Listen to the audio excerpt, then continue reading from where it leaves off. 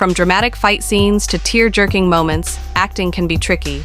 But what's the difference between actors faking it and truly living the moment? Let's break it down with some of Hollywood's most famous scenes. Before we dive in, let's first understand the key difference between fake acting and real acting. Fake acting is when an actor's performance feels forced, exaggerated, or disconnected from genuine emotion. It's the kind of acting where you can tell they're pretending instead of truly being the character. Over-the-top facial expressions, unnatural delivery of lines, and body language that doesn't match the emotion are common signs. Think of those soap opera scenes where someone screams, "No!" while staring into the distance with wide eyes. It feels more like a meme than a heartfelt moment. But here's the thing, fake acting isn't always the actor's fault. Sometimes it's poor direction, a weak script, or pressure to over-deliver. In this video, we're going to break down how to spot fake acting, why it happens, and most importantly, how it compares to real acting. Stick around because the next part will blow your mind with some side-by-side examples you won't forget. Real acting is when an actor disappears into their character so completely that you forget you're watching a performance. It's raw, natural, and feels effortless, as if the actor isn't acting at all, but simply living the moment. Real acting goes beyond memorizing lines. It's about truly understanding the character's emotions, motivations, and struggles. Think of moments like Heath Ledger's Joker or Viola Davis's tearful breakdown in Fences. You don't see an actor on screen. You see a person experiencing real pain, joy, or fear. This level of authenticity comes from deep preparation, emotional vulnerability, and often a lot of behind-the-scenes work. But here's the kicker. Not every great actor started this way. It's a skill that can be learned. In the next part, we'll compare fake and real acting side by side with examples that will change how you watch movies forever. Don't miss it. Let's kick things off with some scenes that are so fake, they almost seem laughable. Tommy Wiseau's infamous "You're Tearing Me Apart, Lisa" scene from The Room is often hailed as one of the most unintentionally hilarious moments in film history. You are lying. I never hit you. You are tearing me apart, Lisa! Intended to be a heart-wrenching confrontation, Wiseau's bizarre delivery, unnatural pacing, and wildly exaggerated emotions turn the scene into pure comedy gold. His tone shifts awkwardly, his facial expressions feel disconnected from his words, and the overall performance lacks any sense of emotional authenticity. It's almost as if he's reciting lines without understanding their meaning. This scene perfectly captures why The Room earned its reputation as the best worst movie ever made, and solidified Tommy Wiseau as an icon of unintentionally bad acting. It's so over the top that it's impossible not to laugh, and yet, that's exactly why it remains unforgettable. Arnold Schwarzenegger's portrayal of Mr. Freeze in Batman and Robin is a masterclass in over-the-top campiness. You are not sending me to the cooler. What killed the dinosaurs? The Ice Age! And his relentless barrage of ice-related one-liners is the frostbitten cherry on top. Lines like "What killed the dinosaurs?", "The Ice Age", and "Let's kick some ice" are delivered with such robotic stiffness and exaggerated gusto that they border on parody. Instead of feeling menacing or intimidating, Mr. Freeze comes off as a cartoon villain trapped in a live-action movie. Schwarzenegger's performance, paired with the flashy costume and cringe-worthy puns, turned what could have been a chilling villain into a walking meme. While the movie itself is infamous for its cheesy tone, Arnold's one-liners remain some of the most memorable and unintentionally hilarious moments in superhero movie history. Halle Berry's Catwoman basketball scene is a cringe-worthy blend of awkward choreography, bizarre camera angles, and over-the-top flirtation.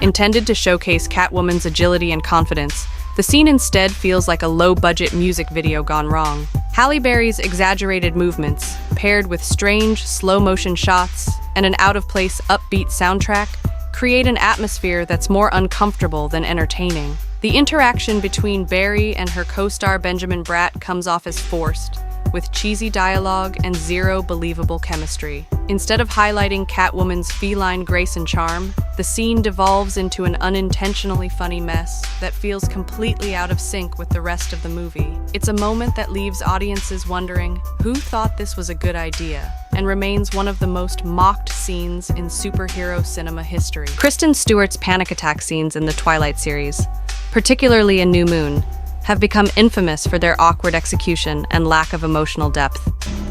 No, you shouldn't. You don't know the vile, repulsive things they're thinking. You do? It's not hard to guess. Can you talk about something else? Distract me so I won't turn around.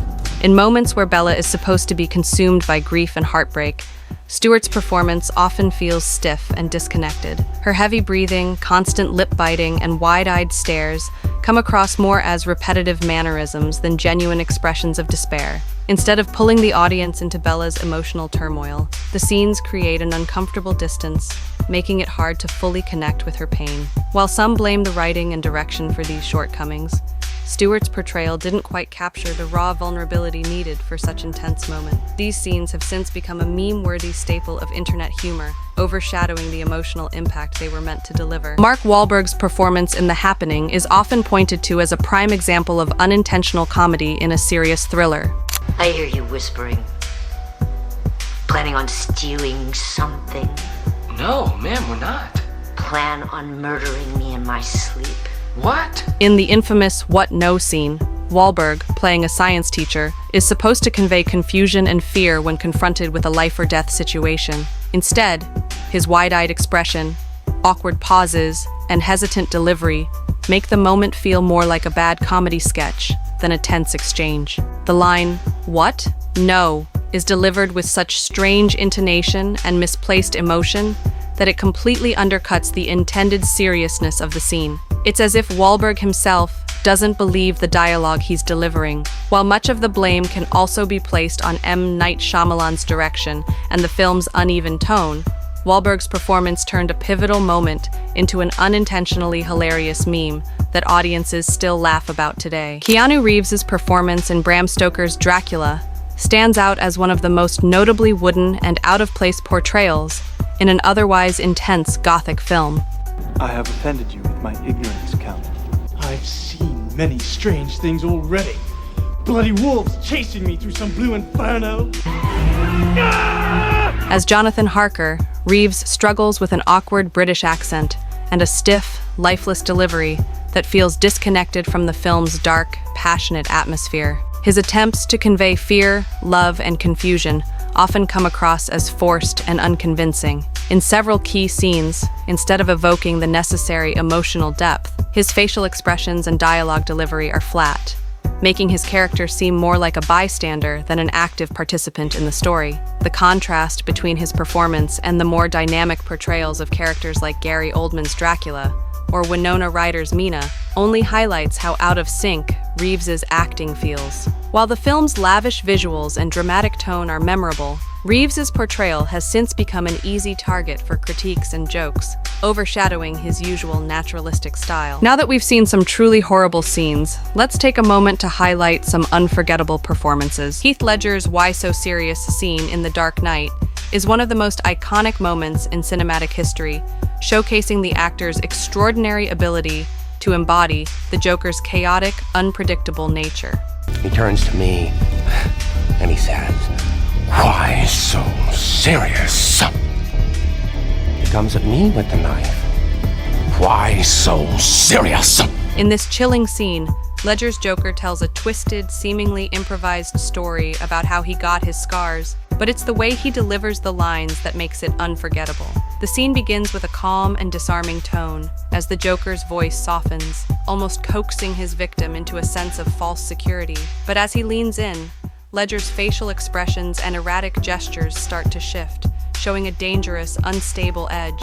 His eyes become wide, and the sudden intensity in his voice catches the audience off guard, creating a sense of unease. Ledger's Joker feels completely unhinged, as though he's fully committed to the chaos he's trying to spread. The storytelling is unsettling, yet oddly captivating, and the line, "Why so serious?" delivered with an eerie smile, feels like an invitation into madness. Ledger's performance is so nuanced that it transcends the script, making the Joker a fully realized character whose unpredictability keeps viewers on the edge of their seats. The raw emotion and volatility in this scene solidify Ledger's portrayal as one of the greatest performances in superhero film history, leaving an indelible mark on the character of the Joker and the entire Dark Knight trilogy. Marlon Brando's "I Could Have Been a Contender" scene in On the Waterfront is one of the most powerful and memorable moments in film history, epitomizing the raw emotional depth. It wasn't him, Charlie. It was you. You remember that night in the garden? You came down my dressing room and said, "Kid, this ain't your night. We're going for the price on Wilson." You remember that? Brando brought to his portrayal of Terry Malloy. In this pivotal scene, Terry confronts his brother Charlie, expressing his deep regret over the choices he made in life. Brando's delivery is a perfect blend of pain, frustration, and self-loathing, as he reveals how he feels about wasting his potential and missing out on a shot at greatness. His line, "I could have been a contender, I could have been somebody," is delivered with such heartbreaking sincerity that it captures the soul of Terry's character, a man who realizes he's been cheated by life and by his own choices. Brando's physicality in this scene, slumping his shoulders and speaking with a quiet but intense anger, emphasizes the weight of his regrets. The vulnerability in his voice and the slow, almost imperceptible crack in his expression draw the audience in, making them feel his pain as if it were their own. This scene is the emotional cornerstone of On the Waterfront, and Brando's performance is so compelling that it not only defines Terry Malloy as a character, but also revolutionized the art of acting itself, cementing his legacy as one of cinema's greatest talents. Viola Davis's monologue in Fences, where Rose confronts her husband Troy about his betrayal, is a masterclass in acting and raw emotion. I've been right here with you, Troy. I got a life too. I gave 18 years of my life to stand in the same spot as you. In this powerful scene, Rose, portrayed by Davis, reveals the depth of her pain and anger after discovering that her husband has fathered another child. As she stands in front of Troy, her words are sharp, but it's the way Davis delivers them that makes the scene unforgettable. Her voice trembles with a mix of hurt, disbelief, and righteous fury, yet there's a deep sadness that underpins everything she says. Her emotional transformation throughout the scene, moving from quiet restraint to a powerful outpouring of emotion, shows the complexities of Rose's character, a woman who has endured a lifetime of sacrifices for her family, but now realizes the extent of her husband's betrayal. The scene is a turning point, as Rose stands up for herself, demanding the respect she deserves after years of supporting Troy's dreams and ambitions. Davis's impeccable control over her voice, body language, and facial expressions brings an authenticity to the scene that pulls the audience into Rose's internal struggle. The raw vulnerability Davis exhibits is mesmerizing, and her performance in this moment solidified her as one of the most talented actresses of her generation, earning her widespread acclaim and an Oscar nomination. Daniel Day-Lewis's I Drink Your Milkshake, seen in There Will Be Blood, is a masterful display of his unparalleled ability to embody a character's darkness and obsession. Do you understand? I drink your water. I drink it up. Every day, I drink the blood of lamb from Bandish Tract. In this pivotal moment, Day-Lewis's portrayal of the ruthless oil man Daniel Plainview reaches its terrifying peak. The scene takes place in a confrontation with his rival, Eli Sunday, as Plainview reveals just how far he's willing to go to assert his dominance. Day-Lewis delivers the now iconic line, "I drink your milkshake," with an intensity that feels almost surreal, a chilling mixture of satisfaction, arrogance, and utter disdain. His performance is more than just about the words. It's about the way he physically transforms in the moment, leaning forward with a manic energy, his eyes wide with madness, as if the truth he's unveiling is something only he can fully understand. The power dynamics shift drastically in this scene, with Plainview's calm, almost methodical tone contrasting sharply with the eruptive violence of his words. Day-Lewis's complete immersion into this character, where greed and paranoia drive every action, makes this scene both chilling and mesmerizing. It's not just about a man who is trying to win, it's about the unsettling reality of what happens when unchecked ambition consumes a person. Day-Lewis's performance cements Plainview as one of cinema's most haunting characters, and this scene stands as a testament to his extraordinary talent. Dustin Hoffman's performance in the I'm an Excellent Driver scene from Rain Man is an incredible display of nuanced acting, showcasing his ability to capture the complexities of his character. How do you know this car? Definitely know this car. It's 1949 Buick Roadmaster, straight 8, Fireball 8. Only 8,095 production models. Dad lets me drive slow on the driveway, but not on Monday. Definitely not on Monday. Raymond Babbitt, an autistic savant, In this pivotal scene, Raymond, who has lived most of his life in a highly structured environment, is suddenly placed in a situation where he must take control of the wheel. As Raymond insists that he is an excellent driver, Hoffman's delivery is both tender and heartbreaking, revealing the deep-rooted need for control that his character struggles with. His calm but determined voice contrasts with the chaotic situation unfolding around him, making the moment all the more poignant. Hoffman's body language, slightly rigid and his eyes distant, reflects Raymond's discomfort with the unpredictability of the world outside his routine. The vulnerability Hoffman conveys as Raymond tries to assert himself is profound, and the scene becomes a beautiful exploration of both the character's limitations and his desire to be independent. Hoffman's performance is both subtle and powerful, and his portrayal of Raymond was groundbreaking, earning him an Academy Award. This scene in particular encapsulates the essence of Raymond's character, a man trapped in his own world, desperately trying to navigate a reality he doesn't fully understand, but still wants to control. Jack Nicholson's confrontation with Nurse Ratched in One Flew Over the Cuckoo's Nest is a stunning example of his ability to channel raw intensity and defiance, cementing his portrayal of Randall P. McMurphy as one of cinema's most iconic performances. No. Stay with him till the doctor arrives.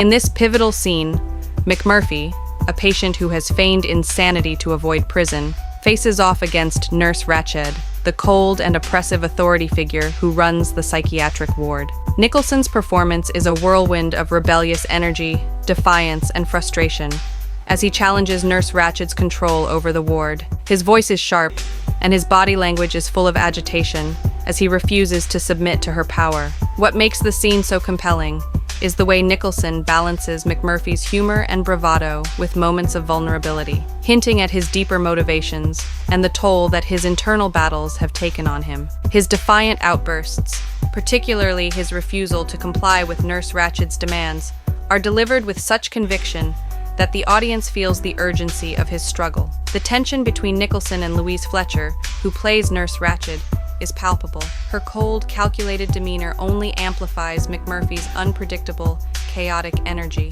Nicholson's ability to push McMurphy to the brink, while still revealing the pain beneath his bravado, makes this scene unforgettable. And it's a pivotal moment in One Flew Over the Cuckoo's Nest, showcasing his mastery of character and emotion. Key differences between fake and real acting. When comparing fake and real acting, the distinctions become clear in several key areas, including emotional authenticity, body language, and dialogue delivery. Emotional authenticity is arguably one of the most significant factors that separate genuine performances from those that feel forced or artificial. Real acting often involves a deep connection to the character's emotions, which allows the actor to portray feelings that are raw and genuine. For example, in a scene from The Pursuit of Happiness, Will Smith's portrayal of Chris Gardner's struggle and pain as he fights to secure a better life for his son feels undeniably authentic. His tears, his facial expressions, and his ability to convey deep internal conflict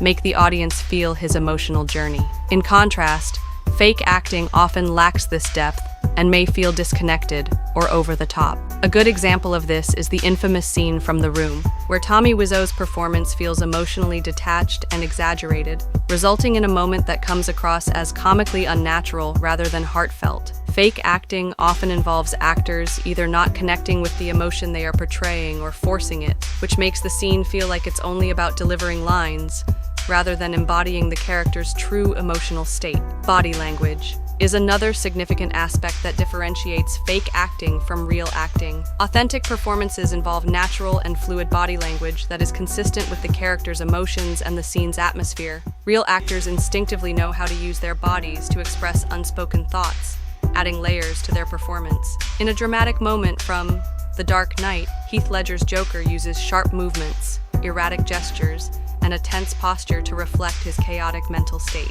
This body language is deliberate but also spontaneous, helping to communicate the Joker's unpredictability and instability. On the other hand, fake acting can often look stiff or overly rehearsed. For example, in a poorly executed performance. Like Kristen Stewart's portrayal of Bella Swan in Twilight, her body language often feels unnatural, as she stiffens during moments that require emotional depth. This stiffness detracts from the believability of the character and makes the performance feel forced. Real actors intuitively know how to adjust their posture, movements, and facial expressions to fit the character, while fake acting tends to feel rigid or overdone. Dialogue delivery is perhaps the most apparent distinction when comparing fake and real acting. The way actors deliver their lines can either make or break a performance. Real acting often involves a naturalistic delivery, where the actor's voice fluctuates in tone, pace, and volume in a way that feels authentic to the character and situation. For instance, in A Few Good Men, Jack Nicholson's famous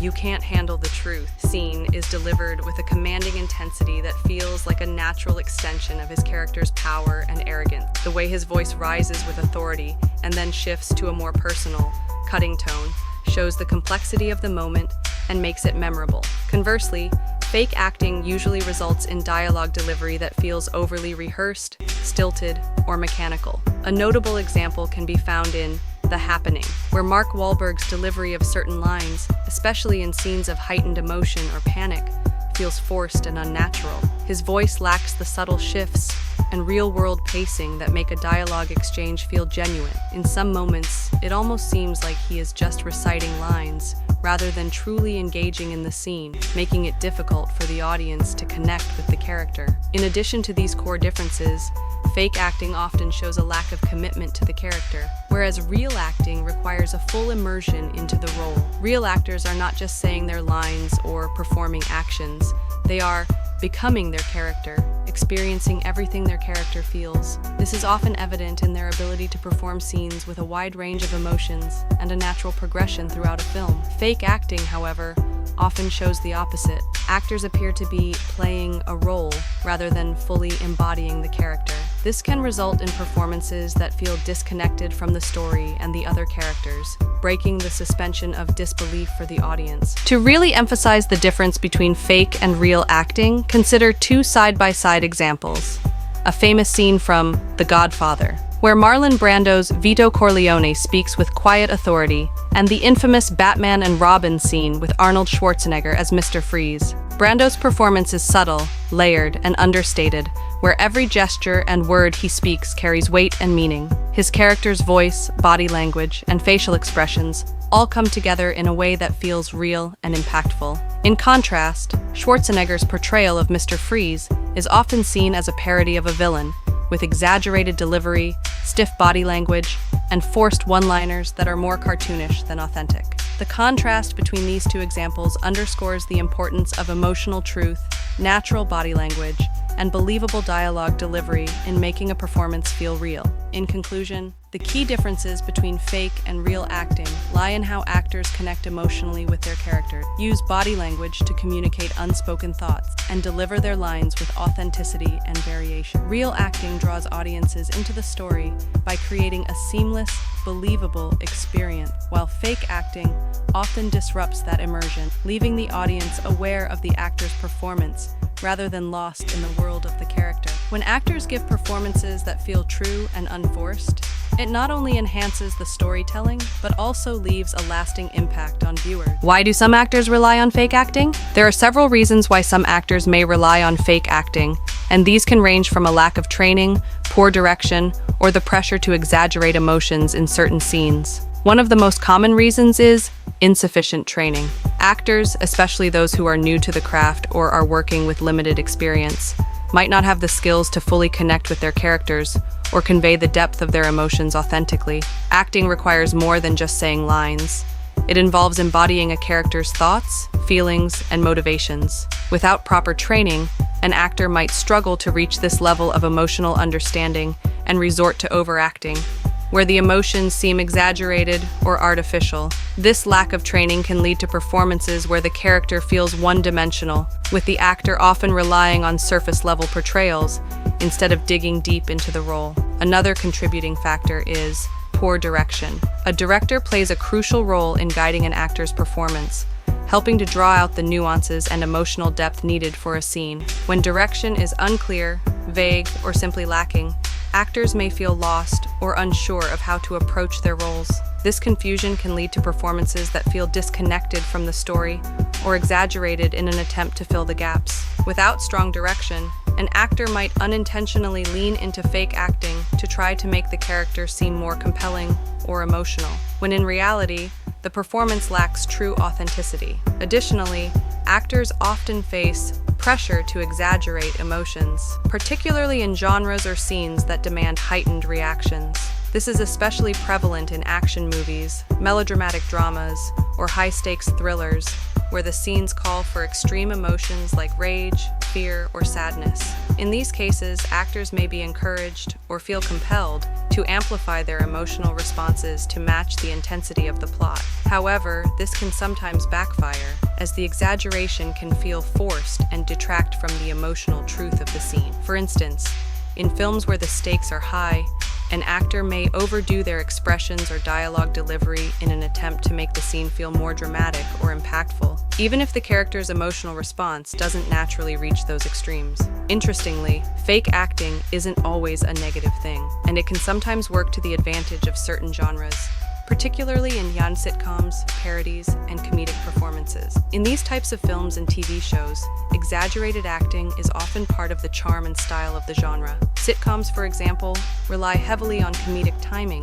where characters may overact in a deliberately exaggerated way to enhance the humor. The exaggerated facial expressions, physical gestures, and vocal delivery become key tools for eliciting laughs and creating a more dynamic, fast-paced atmosphere. Similarly, in parody or comedic spoofs, fake acting is often used to exaggerate characters or tropes for comedic effect. These performances are intentionally over the top and rely on the audience's awareness of the exaggerated nature of the acting to add to the absurdity and humor of the situation. Moreover, in genres like soap operas or melodramatic dramas, fake acting can sometimes work to serve the larger-than-life emotions that the story demands. While it may not always feel natural, these performances can still capture the tone and essence of the story, engaging the audience in a way that feels consistent with the exaggerated world the show creates. In these cases, the exaggerated performances become a form of stylized storytelling that heightens the emotional stakes and can even enhance the entertainment value for audiences.